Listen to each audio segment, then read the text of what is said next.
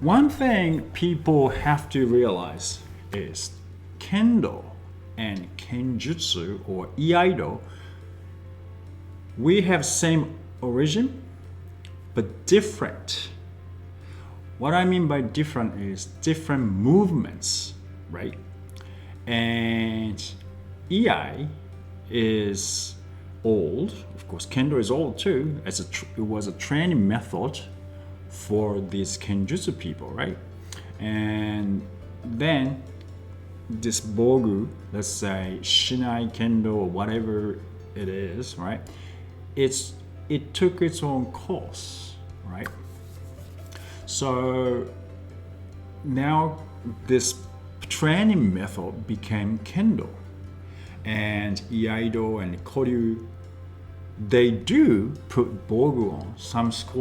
Some Kenjutsu schools do that, but they don't do Kendo because they have their own style. So completely different. It's very important for a lot of people out there should know that Kendo and Kenjutsu, again, we have the same origin but different. Let's say just Iaido. Iaido is just we do forms and then we work on mind and physical strength, right? Kendo, we put men on, we train more like physically, and then through that we train our mental abilities, right?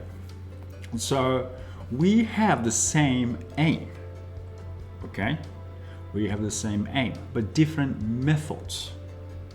And Kendo, if you think about it, all right, we are not training to kill people.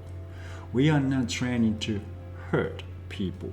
That's why we don't have dangerous techniques. Well, of course, we have ski, but we are aiming at a target, a protector, right? Of course, if you miss it, it hurts. That's why you have to improve your own technique, right? You have to improve your own technique. Of course, we have tai-atari, body check. Of course, you can see things, you can see it as a dangerous technique. But if we have such technique, you have to expect some people do that.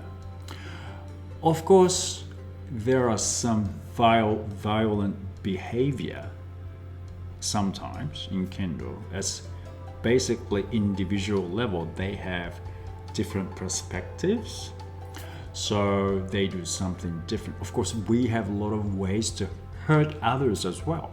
Of course, if you train Kendo, you can kind of learn, oh, that's dangerous, it hurt me. So if I do that, I can hurt others, right? You learn these things. Now it's your choice if you do that or not. But a lot of people still think that, when you put men on, I am going to, the mindset is, no, I'm going to fight. That's fine, but don't get too violent. We are not training to hurt each other. Shiai is to, I think, test your abilities. Shi means trial in Japanese.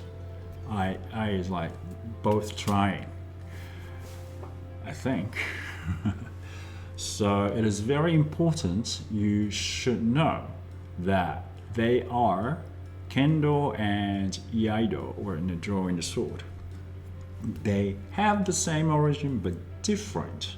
Basic question: why don't we have these kamais? Simple. It's no use in Kendo.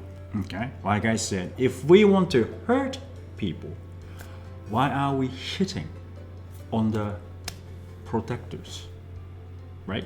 Some people argue that, Kendo is not realistic. Of course it's not realistic. If it's realistic, we don't hit on targets, right? So the basic idea, people really get confused. If you want to hurt, you just hit we're not protected, right? Those parts are not protected, so you hit those parts.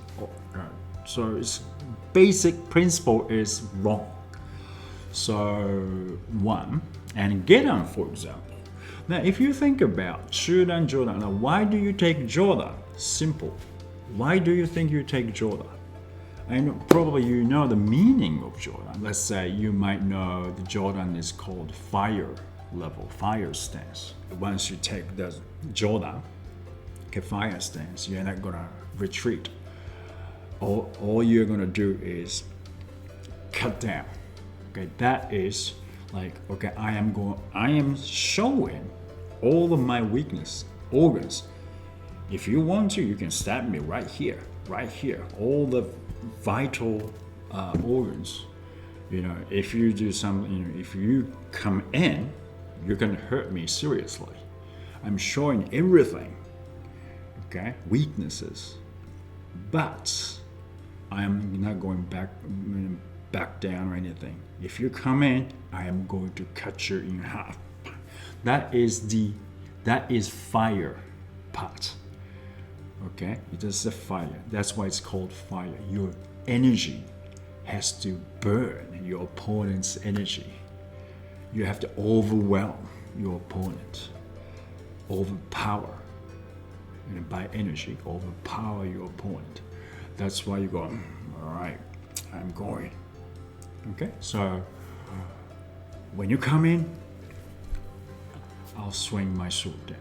If I don't win, at least you get me, I'll get you too. All right, that is determination. Okay, determination, devotion, however you want to call it. So that is the meaning of Jodan. Let's say Gedan. Why do you think you take Gedan? Why do we have Gedan no kamae? We use Gedan going against the Naginata. It's very not popular. Basic tactics is you take Gedan going against Naginata. Naginata is a long weapon, right? And they mainly strike Sune. Sune is shin. So there's one thing is different, right? Kendo, we don't strike shin, but they do. Okay, so they have one more target than us. They do tsuki, they do kote, they do men, they do do, they do sune as well, shin as well. So commonly we take Gedan going against Naginata. That means you're protecting your shin, right? So kamae, you change kamae. Kamae is stance, right?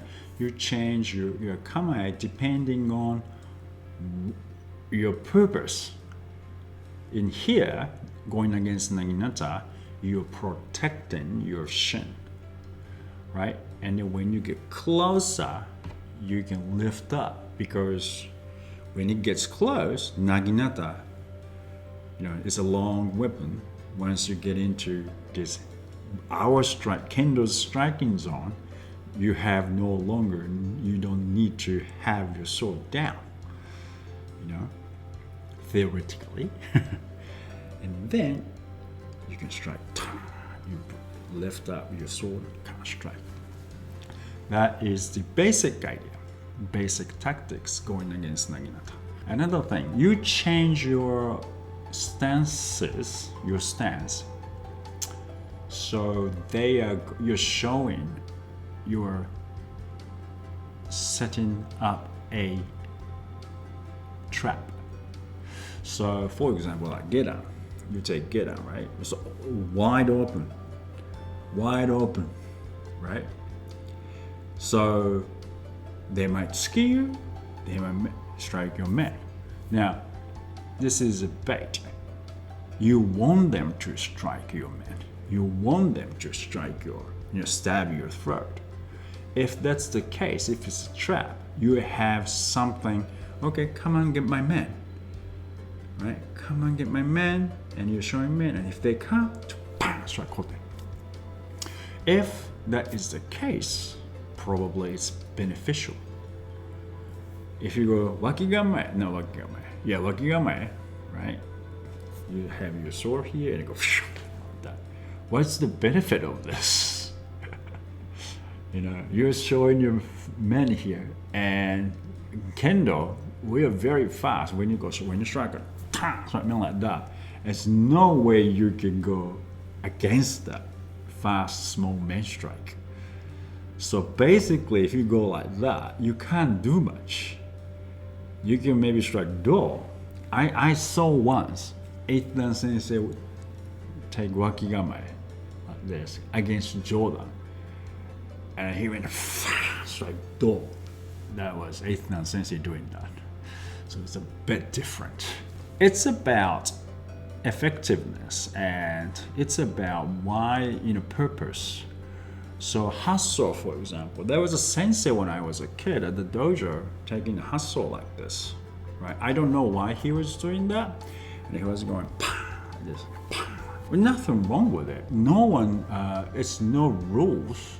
And of course, in keiko training, I think we should try to, try those kamae. Okay, don't try that on sensei. If you try those different kamae against sensei, you better tell them ahead of time, okay? And you have to talk to them first instead of just doing it. Because, like I said, this is Jordan is fire stance. So that means you're supposed to have a lot overwhelm, the energy that overwhelms your opponent, right? Usually that's higher level stance.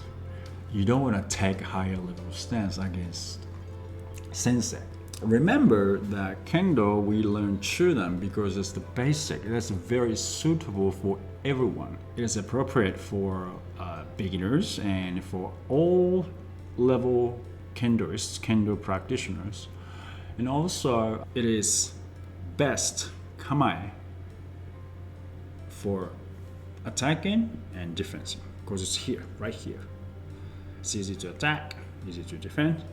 So Jordan, for example, it's no defense here, right? Just go. It's called attacking stance as well. So that's why it's advanced technique.